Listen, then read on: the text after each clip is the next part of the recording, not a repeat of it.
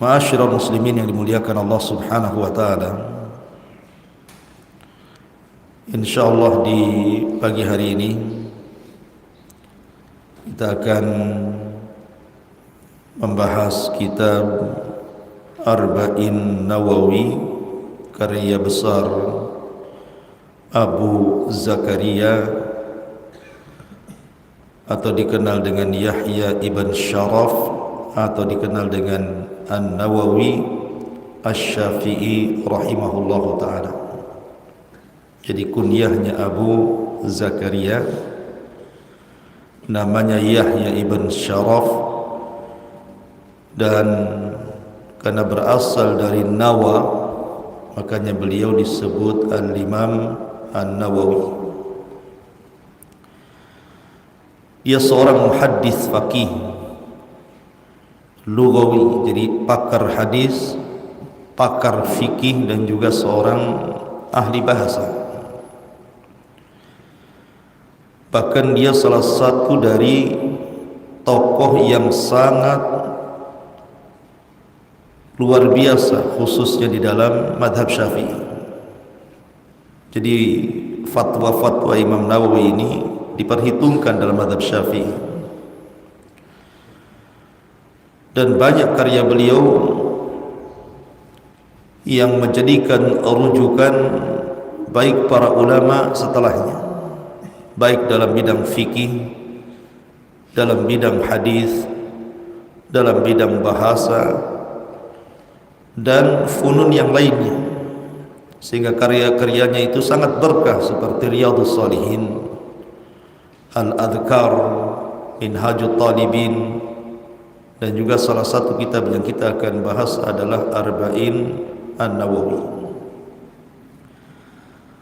Sebenarnya para ulama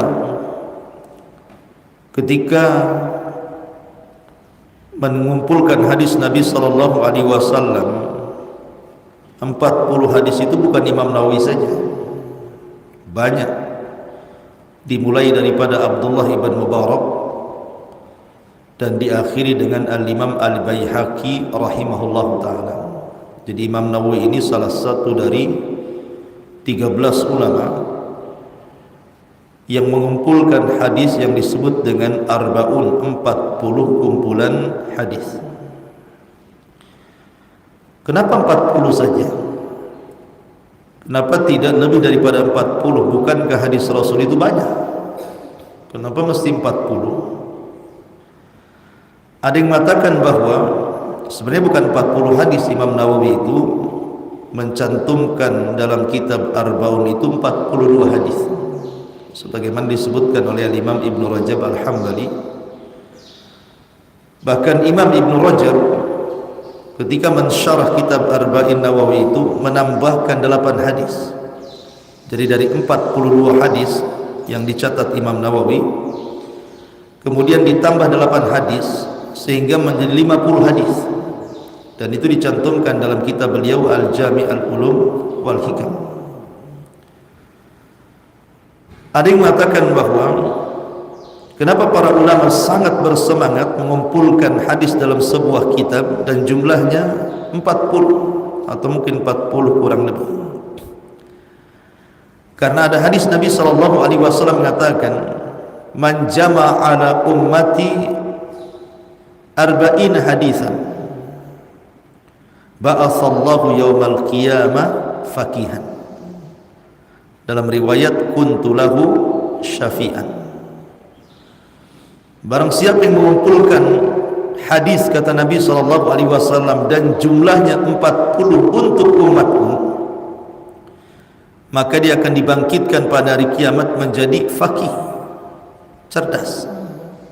Dalam riwayat, aku akan menjadi syafaat bagi dia. Tetapi riwayat-riwayat yang menjelaskan tentang keutamaan 40 hadis semuanya lemah, tidak ada yang sahih. Sehingga para ulama mengatakan boleh jadi yang melatar belakangi Imam Nawawi mengarang kitab Arba'in Nawawi ini karena hadis-hadis yang umum yang menjelaskan tentang keutamaan orang yang menyebarkan hadis Nabi sallallahu alaihi wasallam, seperti fal yuballighish syahid minkumul ghaib, hendaklah orang-orang yang hadir, kata Rasul, menyampaikan yang tidak hadir, hadis-hadisku. Kemudian juga ada hadis Nabi sallallahu alaihi wasallam, nadzara Allahu imra'an sami'a maqalati fawa'aha wa haddatsa ila akhir hadis. Semoga Allah Subhanahu wa taala mencerahkan wajahnya kepada orang yang mendengar seluruh kalamku, hadis-hadisku, kata Rasul, kemudian menjaga dan menyampaikannya. Dan banyak keutamaan hadis-hadis Rasul yang berbicara tentang keutamaan menyampaikan dan menjaga hadis Nabi sallallahu alaihi wasallam. Intinya bahwa Imam Nawawi bukan satu-satunya ulama yang mengarang dan mengumpulkan 40 hadis Rasul, tapi banyak lagi.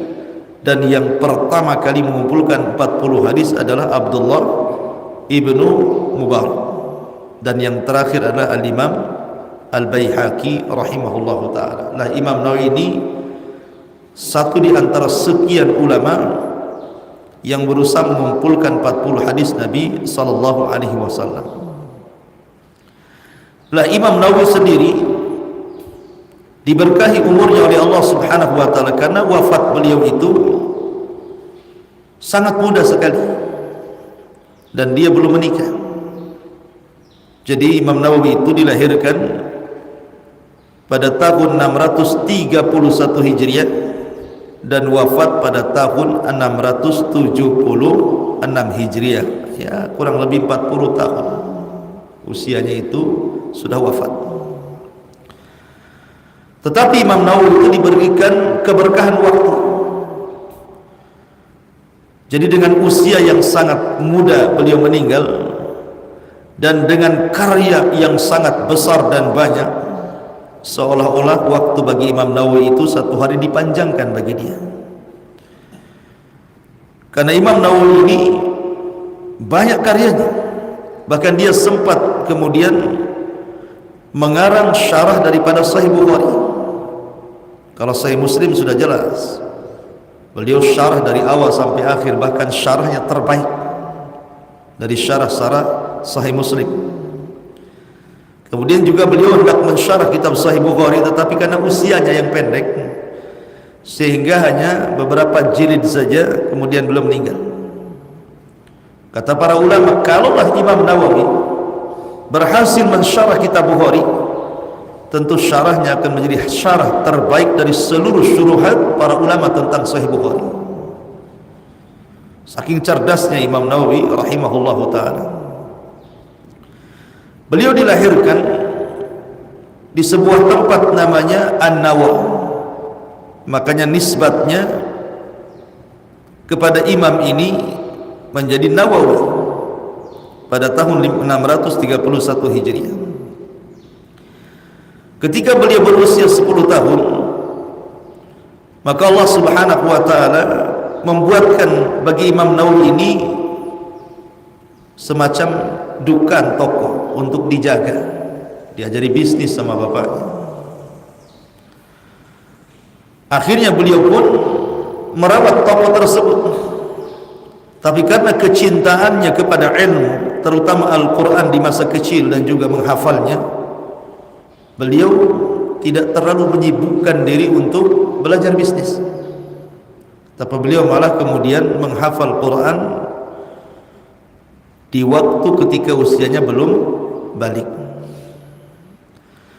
Kemudian beliau belajar kepada ulama tempatan sampai usia 18 tahun. Lah di usia 18 tahun inilah mulailah dia rihlah.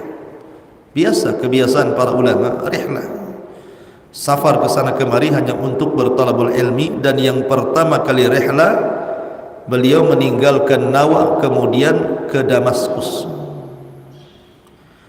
Di Damaskus inilah Imam Nawawi rahimahullahu ta'ala kemudian bermulazamah kepada seorang mufti yang ada di Syam, namanya Abdurrahman ibn Ibrahim Al-Farazi rahimahullahu ta'ala. Dari beliaulah beliau mendapatkan banyak pengetahuan dan juga dari ulama-ulama yang lainnya. Ma'asyiral muslimin yang dimuliakan Allah Subhanahu wa taala.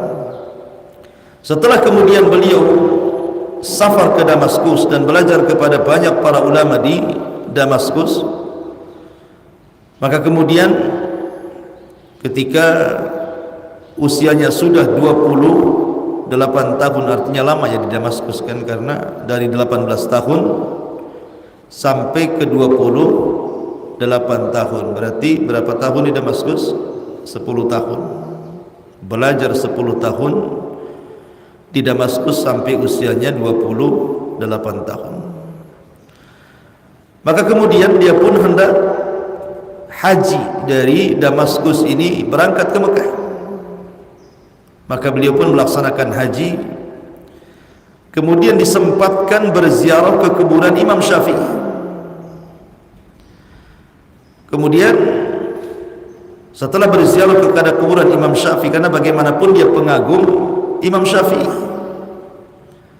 dan banyak mewarisi pendapat-pendapat Imam Syafi'i, sehingga dia menjadi Syafi'iyul madhab. Jadi madhab Imam Nawawi itu madhab Syafi'i. Makanya orang yang mendalami madhab Syafi'i, maka pendapat Imam Nawawi ini selalu pendapat yang diunggulkan dari pendapat-pendapat Syafi'i, mengacu kepada pendapat Imam Nawawi. Walaupun sekali lagi banyak pendapat beliau yang berseberangan dengan Imam Syafi'i, tetapi secara umum madhab beliau adalah Syafi'iyul madhab. Beliau bermadhab Syafi'i. Dan kemudian setelah kemudian pulang dan menetap di kampungnya gitu, maka bolehlah beliau mengajar dan menulis. Maka dari situlah kemudian, karena beliau memang disukakan dengan hadis Nabi sallallahu alaihi wasallam, kemudian beliau mempelajari banyak hadis-hadis Rasul dari karya-karya Imam Bukhari, Imam Muslim, Sunan Abi Dawud, Tirmidzi, Nasa'i, Muwatta Imam Malik, Musnad Syafi'i, Musnad Ahmad, Darimi, Abi Awanah, dan begitu seterusnya. Akhirnya beliau menguasai ilmu hadis. Dan sejak itulah maka Imam Nawawi rahimahullahu taala banyak mengarang kitab-kitab hadis dan mensyarahnya.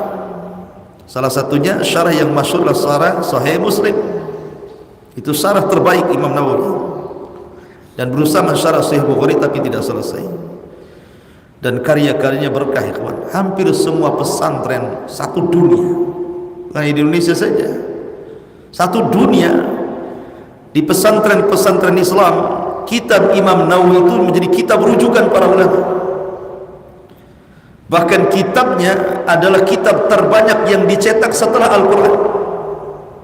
Kitab Imam Nawawi ini, kitabnya adalah kitab terbanyak yang dicetak oleh percetakan setelah Al-Quran.